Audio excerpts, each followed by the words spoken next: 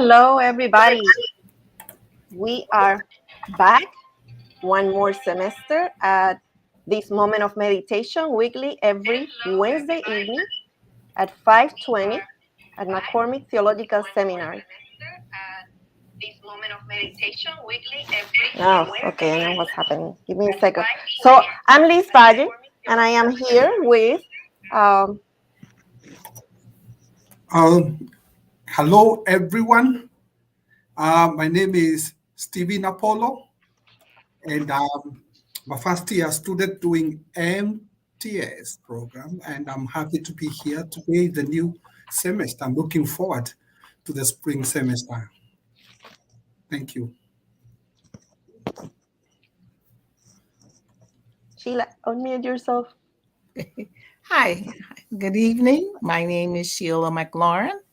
I am a Midler at the McCormick Theological Seminary, working towards my MDiv. And my name is Lis Valle Ruiz. I teach worship and preaching at McCormick Theological Seminary. We welcome you all and we invite you to tell us your name and where are you logging in from. We will begin our meditation this evening with some breathing exercises to relax, to ground ourselves. And then we're going to observe a work of art, and that will be our medium to focus our attention on the divine. And afterwards, we are going to share with one another, to the point that we feel called to do so, what we understand that the divine is telling us this evening. So let's begin. Sit in a comfortable position. If you are driving, please keep paying attention to the road as you breathe deeply with us. If you are in a safer space and not driving, you may choose to close your eyes to breathe deeply. Let all the air out of your lungs and take a deep breath in slowly. Breathe in God's mercy. Breathe out any mayhem. Breathe in God's peace. Breathe out any problems.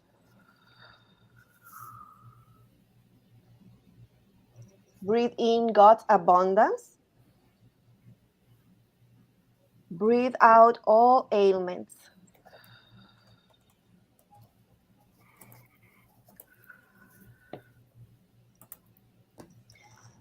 Today we do visio divina. Visio divina is a modern twist to a very ancient monastic practice, originally lectio divina, which means literally sacred reading, in which we can pray scriptures.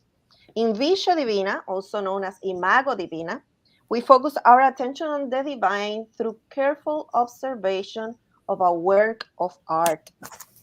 We let the sacred text, in this case, a work of art, and our experiences come to mind through the work of art to encounter once more the divine in search for a fresh message, a divine message for today.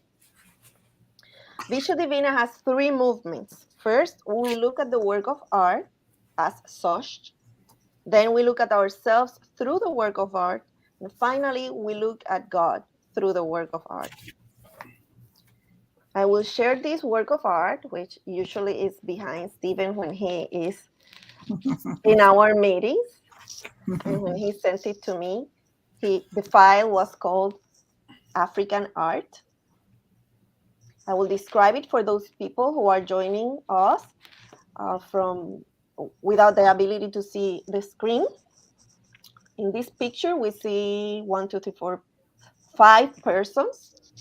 They seemingly are female, but it's not clear. It's a little bit, the art is very modern, so it's more like silhouettes.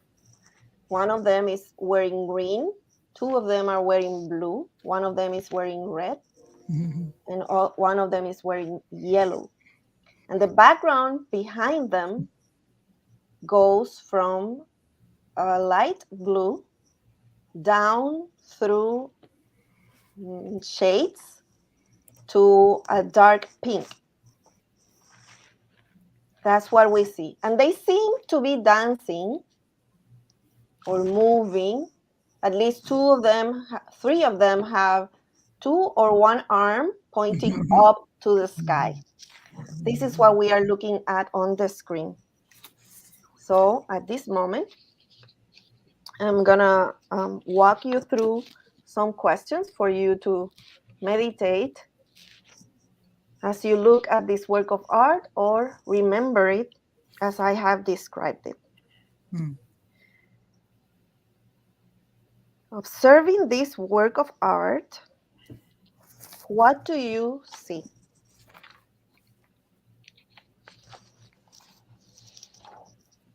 What do you believe is the focus of attention? What do you believe is the focus of attention? What do you infer that the author wanted the focus to be? What is it that makes this the focal point? What is it that makes this the focal point?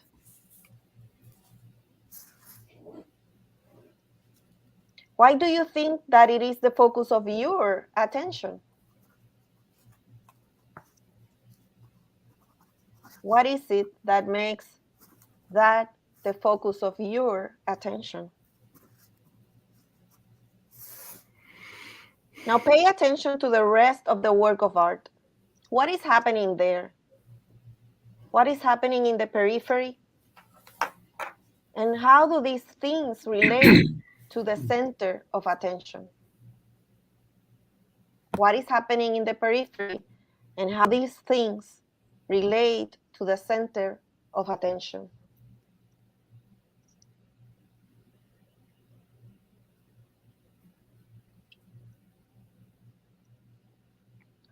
If you just join us, please let us know your name and where are you logging in from. We are doing Visio Divina. We are meditating through observing a work of art. We just completed the first movement in which we look at the work of art as work of art. And now we begin the second movement in which we look at ourselves through the work of art. Does this image invite you as a participant or does it hold you back as an observer? Does this image invite you in as a participant or does it hold you back as an observer?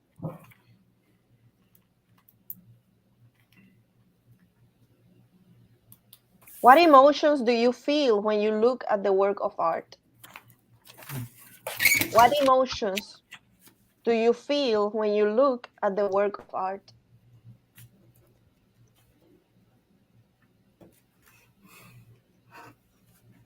What does it make you remember? Think of a place, a person, an object, or an experience. Think of a place, a person, an object, or an experience.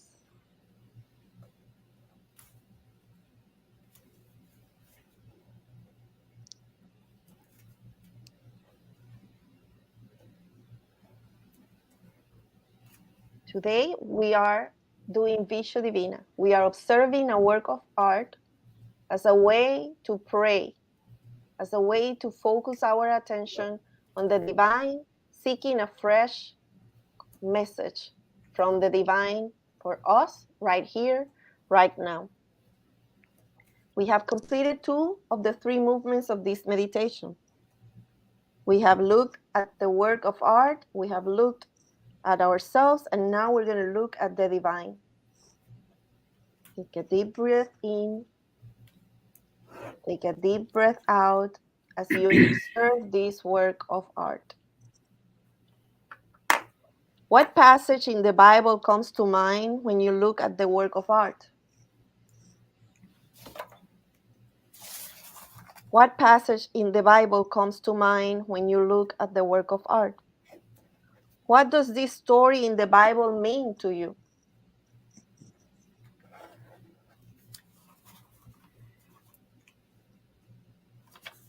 What does this story in the Bible mean to you? Do you believe that God is in this work of art or not? Do you believe that God is in this work of art or not? Do you believe that God is in your life or not? Do you believe that God is in your life or not? Listen. What is God communicating to you through this work of art? What is God inviting you to do? Listen. What is God communicating to you through this work of art? What is God inviting you to do?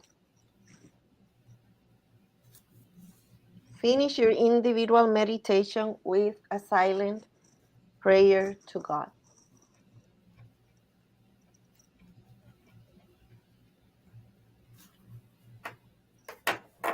Welcome, everybody. If you just join us,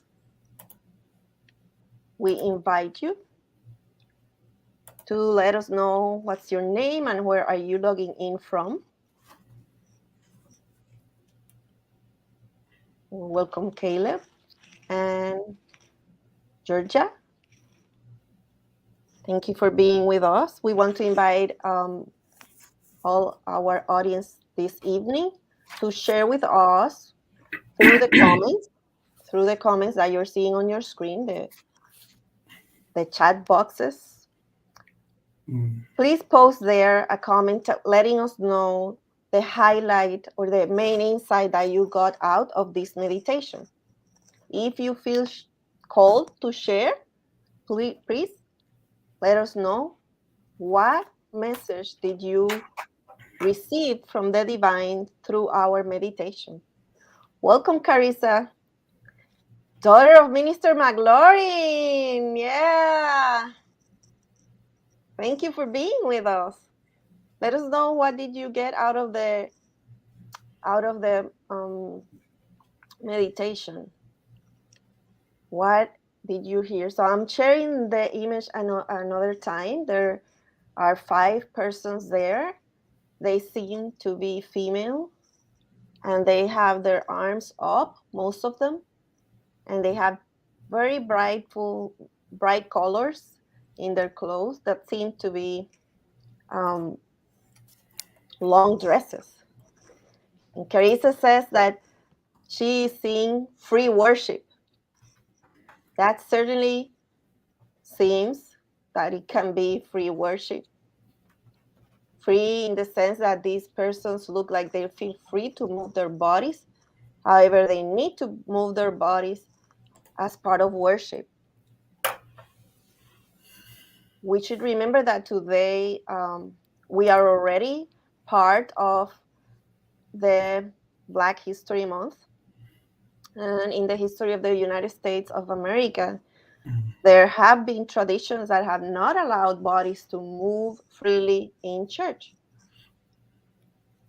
And in the African American tradition, in the origins of what we call today the Black churches traditions, in the invisible institution because they hid from the white masters, people who were enslaved would gather to worship the divine, and they would freely move their bodies like the people doing in this art. Now, they seem to have black skin, but we couldn't know if they are African American or if they are Ghanaian or Kenyan or from what country they are, but they certainly look like Black women. I see celebration, says, I imagine it's Sheila who posted that. Sheila is managing the McCormick comments today. So certainly it looks like celebration as well. We do associate dancing with celebration, and they look like they're dancing. So they could be dancing for worship or they could be dancing for celebration. Thank you for those insights. And Worship is celebration, right? It's celebration of the divine, the presence of the divine among us. And we have another contribution from our audience. We have Caleb. This art reminds Caleb of John 4. He says, at the end of John 4, a woman at the well, when she runs back to the village to share the gospel with her community, this came to mind. Yeah, that sounds, this, I've never imagined that story this way, but this is a very good way to imagine this story, right? That people, when they came back with that woman at the well, this is how they looked. They came with her that like this, or they became like this after they met Jesus by the well as the woman who invited them. Worship and celebration, meeting the Christ by the well. Thank you, everybody, for sharing your insights. We are inviting everybody who participated of this exercise, of this meditation, of observing a work of art as a way of praying, to let us know what new insights they gain, what messages from the divine they received today. And as our audience type away in the comments, I want to invite Stephen. Stephen, do you want to share with us something about the exercise? How was it for you? Yeah, thank you so much for sharing this image. And as you rightly said, this is an African image. They actually took me back home in Kenya, where I come from. And the first impression that came into mind is an impression of jubilation or celebration. And in African context, it is the women who lead the dance more often than not. And the dominant Western view of Africa is a place full of poverty, disease, ignorance. But the truth is, with all the many problems there are in Africa, and I've gone to many African countries, the people are happy. That's something you're going to notice quickly. And we don't have sober moments, as it were. Like in funerals, you get, in a pure, typical African context, you get people dancing in a funeral setup. So people are generally happy. And the text that came into mind, I think, is 1 Thessalonians 5:18. Give thanks in all circumstances. And I was also reminded of a line in the great hymn, Blessed Assurance. I, in my Savior, I am happy and I am blessed. And I think something we can borrow from that African perspective is when we are joyful, we are happy in every situation, in every circumstance, in all the times, pleasing or painful, dark or bright, we can still find a reason to be happy and joyful. So that's what came into my mind, and thank you for the opportunity. Thank you, Stephen. Thank you for giving us more context on the work of art and some cultural lenses to see the work of art. We have celebration, we have free worship, we have jubilee, we have happy people, and we have giving thanks. And now we add the joy of the Lord. Do you want to say a little bit more about that, Sheila? Yes, with the Apollo was saying how in Africa the people are happy and they because there's a spirit there of God that shines on their lives, and for me, it kind of took me back to when I was thinking about how Jesus changed the water to wine, and the celebration continued and continued and continued, and it brought that joy, it brought that happiness, and I think it was Jesus's first miracle. So it's a happy picture there. It does wonders for your mindset to know that the joy of the Lord is our strength. Right. Thank you, Sheila. Yes. The joy of the Lord is our strength. And that story of Jesus turning the water into wine is also in John. John loved water as a metaphor. And these stories are sort of interrelated, by scholars that put them together when they start looking for, okay, let me look at all the ways in which John looked at water and what did he do with the water. So certainly when Jesus turned the water into wine and when the woman met Jesus at the well, there was joy. And we are looking at this picture in which we see what they seem to be Black women dancing in very colorful dresses. So the scripture that came to my mind was Miriam, the prophet, leading the women in dancing and shouting to celebrate the liberation that God gave them when they were running away from Pharaoh and Pharaoh's army. And when Stephen was explaining how in some African countries is part of the culture that the women are the one who lead this jubilee, this expression of joy, it seemed to me that is very similar to that story. And if we remember, that story happened in the African continent, right? They were going away from Egypt. And so they were there. And who knows, right? There's like a long tradition there that go way back and still remains to this day, in which women are the leaders of communal expressions of joy.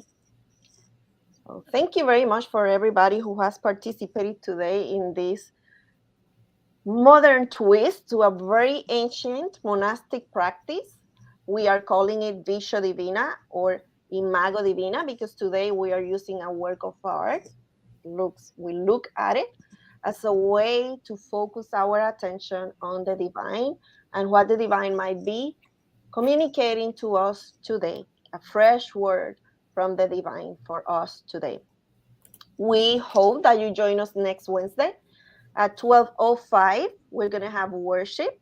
You can also join through these very channels, the Facebook page of McCormick Theological Seminary and the YouTube channel of McCormick Theological Seminary. You can join us there for that noon service.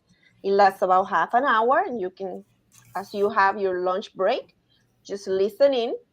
And then in the evening, to calm down and kind of transition from your work day, maybe when you are in traffic, you can listen in to this moment of meditation.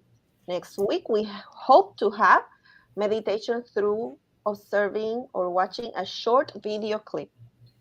It was a pleasure to be with you, and we hope that you come together with us next Wednesday at noon and again at 5:20. Bye-bye. Bye.